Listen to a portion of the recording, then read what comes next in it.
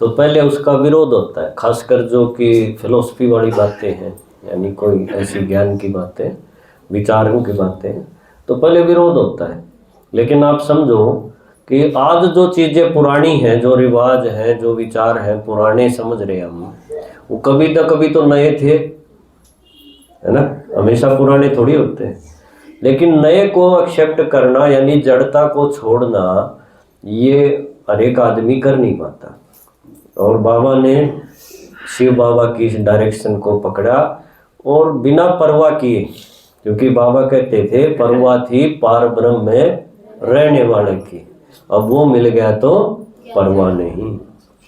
तो चाहे सारा सिंधी समाज जो उस टाइम बाबा के खिलाफ हो गया, और बाबा को बड़ा इज्जत देते थे, पहले ज्ञान से पहले बाबा की बड़ी इज्जत थी, राजे महाराजे भी इज्जत करते थे, बल्कि बोलते थे कि हम तो ऐसे ही राजा बन गए, असली तो गुण शक्तियाँ आप में हैं, क्योंकि आत्मा में ये चीज़ें रहती है ना। तो बाबा की बड़ी इज्जत थी।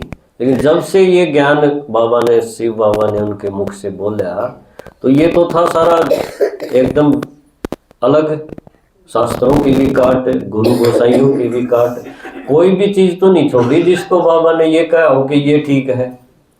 सारी चीज़ों पे क्रॉस करता गया, बिना इसकी चिंता किए कि ये लोग क्या कहेंगे, है ना। नहीं तो हम सबको चिंता हो जाती है, अब ऐसा करेंगे तो लोग क्या कहेंगे। सबके लोग, है ना, कई कई गलियों में हैं, तो उनकी परवाह हो जाती है, भाई छोरी नहीं ब्याहोंगे तो लोग क्या कहेंगे, सफ़ेद कपड़े पहन लेंगे तो लोग क्या कहेंगे। तो हम उस चक्कर में, दुनियादारी में वो बड़ा स्टेप नहीं ले पाते। लेकिन बाबा जो 60 साल की उम्र में जिनको ज्ञान हुआ था, अब देखो 60 साल में तो आदमी वानप्रस्थी हो जाता है, अपने दिन गिनने लग जाए।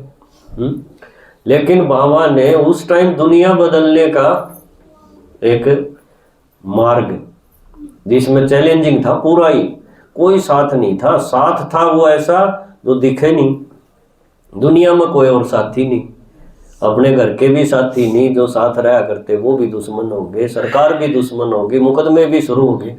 तो अब आगे हम सुनेंगे इस यज्ञ में, इस फिल्म में और क्या क्या होता है, इंटरेस्ट है ना सबको, है? तो ब्रह्मा बाबा के जीवन से आज हम सब कुछ ना कुछ अपने अंदर ये कहानी को सुन के संकल्प लेते जाएंगे। इसको सुनाने का मतलब क्या है?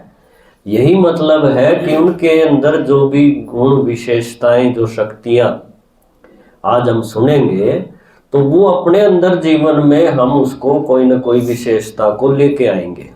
हर एक कथा का एक महात्म्य होता है ना, कि इसको पढ़ के ये फायदा होगा ऐसे करने से। तो आगे हम सुनेंगे किरण बहन से, वो देखो बाबा के बारे में आपको क्या बताएंगे। ओम शांति। ओम शांति। देखो ब्रह्मा बाबा के बारे में कैसे बाप जानो हो। बेरा ने ब्रह्मा बाबा के लौकिक नाम के था लेखराज। दीपलानी परिवार में उनका जन्म होया था। जब वे 60 साल के थे, जब उनमें भगवान ने प्रवेशता करी थी और उन्हें 12 गुरु बनाए थे। जब वे 12वें गुरु के सत्संग में बैठे थे, तब वे अचानक उठ कर चले गए।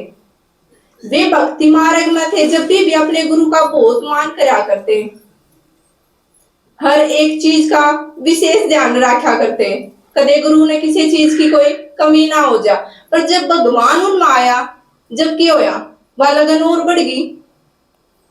अगर देहधारी गुरु के प्रति उनकी इतनी लगन थी, जब वो स्वयं निराकारी परमात्मा आया, तब तो और भी दिन दुगनी रात चुगनी कर दी उन्हें।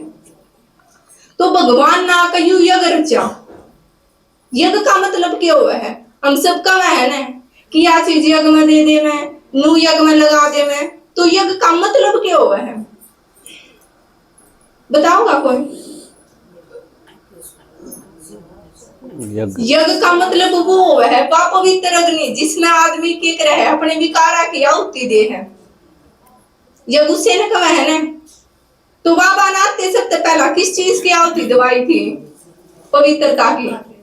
बाबा ने कही थी ना, जो ज्ञान सुना था बाबा का बच्चा ने, तो उन्होंने कही थी कि बाबा ज्ञान तो बहुत अच्छा है, हम सुन भी लेंगे, पर क्या करो, सबसे पहला ही पवित्रता ना और खान पान ना हटा दो। तो बाबा का एक के वाक्य था कि मैंने शेरनियां चाहिए है, भेड़ बकरियां नहीं। शेरनियां क्यों कही? क्योंकि यू सारा जंगल है, बाबा ने बेरा था कि मैंने जो सोने की दुनिया दी थी उसका क्या बना दिया? जंगल बना दिया हम सब ने। और जंगल में तो सारे जानवर रहेंगे, पर राजा कौन होगा? शेर होगा। और बाबा ने सबसे पहले आते के कही थी, मैं थामने राजा बनाना आया हूँ, दास दासी नहीं। वो थाम अपनी मर्जी तो कुछ भी चूज कर लो, पर बाबा ने ताकते सबसे पहला पद कौन सा दिया था? राजा का दिया था। जब युग ज्ञान शुरू होया तो सबसे पहला ओम मंडली की ध्वनि करा करते, ज्यादा इसका नाम ओम मंडली पड़ा था। और जो भी सत्संग में आया करते सबने साक्षात्कार होया करते।